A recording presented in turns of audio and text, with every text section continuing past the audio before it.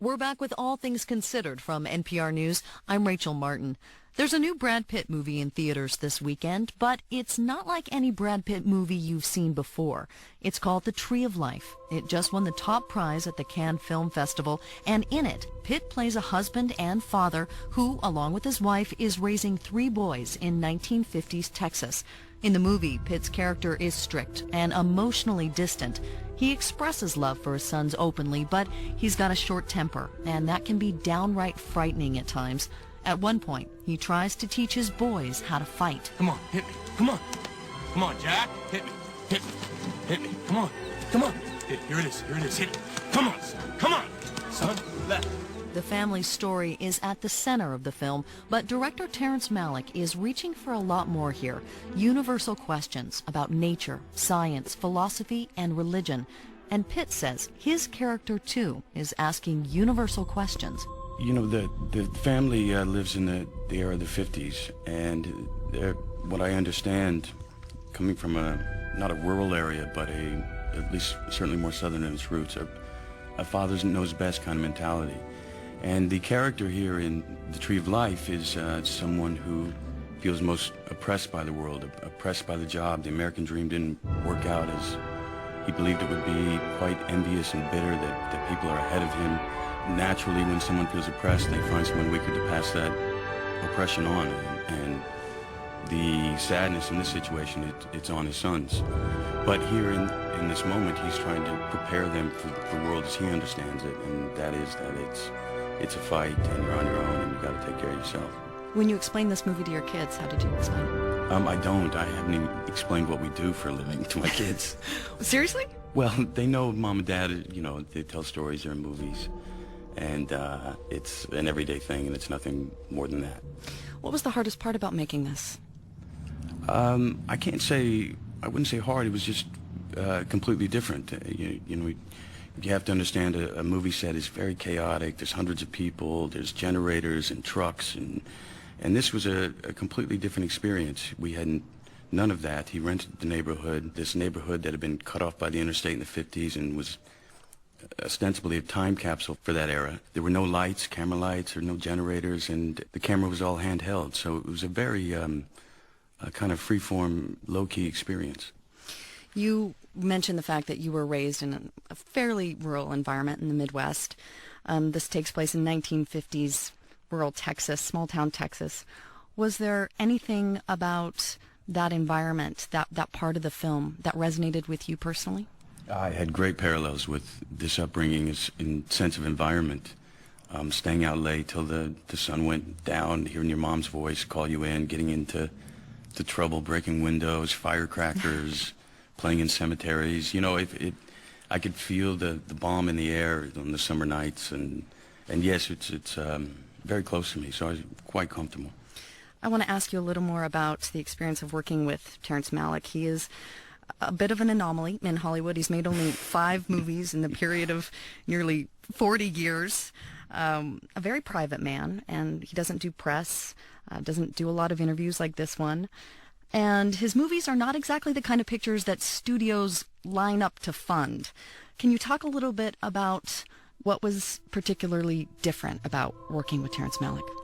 Terry is all freeform. He's someone who's looking for moments of truth and not created moments of truth, the accidents that happen. So he'll torpedo a scene. By that I mean he'll push the cameraman beforehand, or if Jessica and I were having a fight in the first take, he would suddenly send the youngest child in to sit down at the table and would change the whole tenor of the scene. He would throw a dog up in the front seat and laugh. He would he's just constantly trying to push people off their comfort zones. How much time did you spend with the kids, the young actors who are on the film? Well, we practically lived for the together roles. every day. Oh, you lived together? No, I mean, not literally. We didn't go home together. But, you know, we spent the days together like a family would, playing between takes, playing outside, throwing the ball around. By the way, Terry Malick is a fantastic athlete. As humble and meek as the man seems, he's quite aggressive. He had a ball in his hand. I want to switch gears a little bit. You've been very involved in the field of architecture. It's something that you're interested in, and you've extended that in your work in Louisiana. There are some interesting parallels between what happened in New Orleans in 2005 and Hurricane Katrina and this film, The Tree of Life. There's a message in that film that life is finite and can change in an instant. And clearly, Hurricane Katrina changed everything for millions of people. Wondering if you can talk a little bit about your experience working in the Gulf. I've actually seen some of those houses that your foundation has been building in the lower Ninth Ward. And I'm curious to hear from you, 4 years into this, do you think it's having the kind of catalytic effect that you had hoped for? Well, first I'll say that the film does speak to our impermanence, and I think whenever we see these catastrophic events, it again reminds us of our impermanence and fragility, and just like the tornado that just hit Joplin, Missouri. So I also draw the parallels there. The project itself has been more successful than I possibly imagined.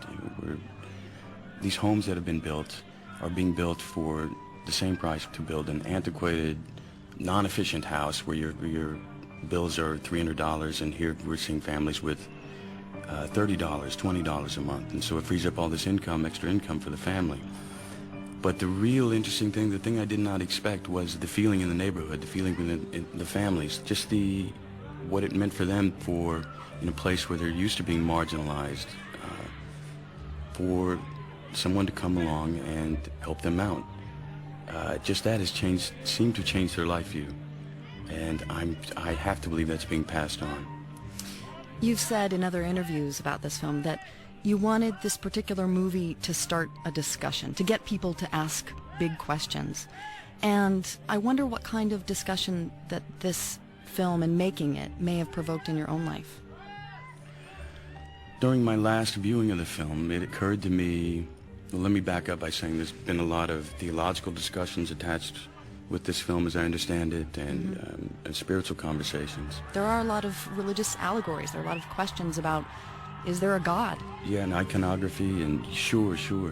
And first, what I'll say about what I know about Terry. Terry is a man who sees God in science and science in God, and usually these things are opposing forces.